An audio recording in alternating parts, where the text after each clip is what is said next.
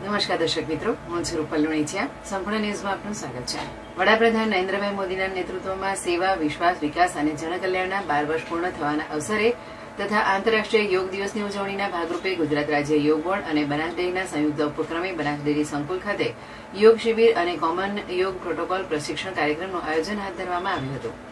કાર્યક્રમમાં ગુજરાત વિધાનસભાના અધ્યક્ષ શંકરભાઈ ચૌધરી, ગુજરાત રાજ્ય યોગ બોર્ડના ચેરમેન શિષપાલજી અને વિવિધ યોગ પ્રશિક્ષકોની ઉપસ્થિતિમાં યોગાભ્યાસ યોજાયો હતો.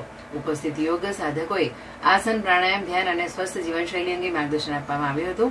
વિધાનસભાના અધ્યક્ષ શંકરભાઈ ચૌધરીએ જણાવ્યું હતું કે યોગ માત્ર કસરત નહીં, પરંતુ શારીરિક, માનસિક અને આધ્યાત્મિક સ્વાસ્થ્ય માટે અનિવાર્ય સાધના છે. તેમણે ઓમકારના વૈજ્ઞાનિક અને આધ્યાત્મિક મહત્વ વિશે પણ માહિતી આપી હતી અને દૈનિક જીવનમાં યોગ અપનાવવાનો સંદેશો આપ્યો હતો. ગુજરાત રાજ્ય યોગ બોર્ડના ચેરમેન શિષપાલજીએ જણાવ્યું હતું કે રાજ્યસભામાં યોગના પ્રચાર પ્રસાર માટે હજારો યોગ વર્ગો કાર્યરત છે.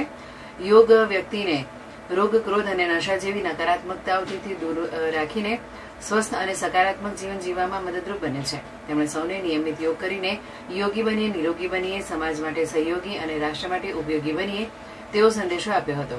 શિબિર દરમિયાન યોગના વિવિધ પાસાઓ અંગે પ્રાયોગિક અને તાત્વિક માર્ગદર્શન સાથે સલામતી, યોગ પદ્ધતિ અને અસરકારક અભ્યાસક્રમ અંગે પણ માહિતી આપવામાં આવી હતી. કાર્યક્રમમાં બનાસકાંઠા જિલ્લાના યોગ કોચ અને ટ્રેનરો સહિત અનેક પ્રશિક્ષકોએ માર્ગદર્શન આપ્યું હતું. આ પ્રસંગે પાલનપુરના ધારાસભ્ય અનિકેત ઠાકર, વિવિધ સંગઠનોના પ્રતિનિધિઓ તથા મોટી સંખ્યામાં યોગ સાધકો અને નાગરિકોએ ઉપસ્થિત રહી કાર્યક્રમને સફળ બનાવ્યો હતો.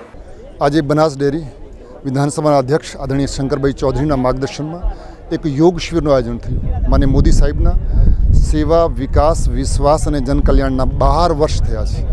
આ 12 વર્ષના ઉપલક્ષમાં અને 12મો આંતરરાષ્ટ્રીય યોગ દિવસ પણ આવે છે અને આખા દેશમાં ગુજરાત રાજ્ય યોગ બોર્ડ દ્વારા સમસ્ત રાજ્યમાં યોગ શિબિરોનું આયોજન થાય છે.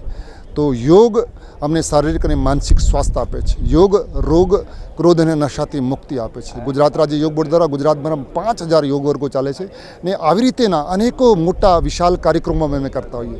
જનજાગરણ માટે, યોગનો પ્રચાર પ્રસાર કરવા માટે આપણા ચેનલના માધ્યમથી હું આપ સૌને આહ્વાન કરવા માગું છું કે આવો આપણે બધા રોજ નિયમિત યોગ કરીએ, યોગી બનીએ, નિરોગી બનીએ, સમાજ માટે સહયોગી અને રાષ્ટ્ર માટે ઉપયોગી બનીએ.